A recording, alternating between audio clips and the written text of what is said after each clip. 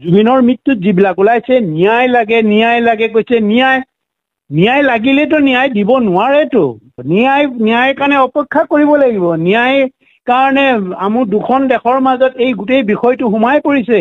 place of অকাৰেন্সটো Singapore হোৱাৰ কাৰণে তাৰ পৰা আনিব লাগিব খবৰবিলাক আনি আকৌ কেনেকৈ সিহঁতি সঠিকভাৱে কৰিছে নাই অসমৰ মানুহে অসমৰ যিবিলাক বিভাগ আছে যিবিলাকে চাই সেইবিলাকো সঠিক তদন্ত কৰিব লাগিব তাৰ পিছতহে ন্যায় ওলাব কোনো মেজিষ্ট্ৰেটে দিব নোৱাৰে কোনো জাজে দিব নোৱাৰে ন্যায় ইমান গপককে জাজৰ হাতলে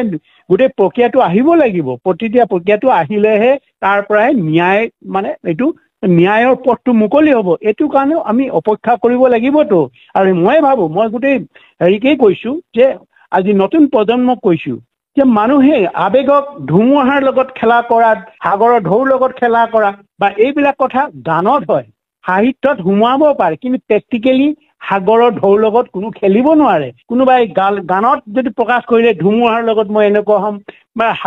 সাগৰৰ ঢৌৰ লগত মই এনে খেলা কৰিম মুখত হ'ব পাৰে আবেগিকভাৱে গান গাব পাৰে কিন্তু প্ৰেক্টিকেলি যে কিমান ভয়ংকৰ এই কথাবোৰ আমাৰ নতুন প্ৰজন্মই জনাটো প্ৰয়োজন আছে গৰিমাক মই মানে এই মুহূৰ্তত মই নকলেও নহ'ব গৰিমাৰ নিজৰ অৰ্ধাংগ নিজৰ হাজবেণ্ড কি অৱস্থা আছিল কেনেকৈ আছিল এইটো জানিব লাগেতো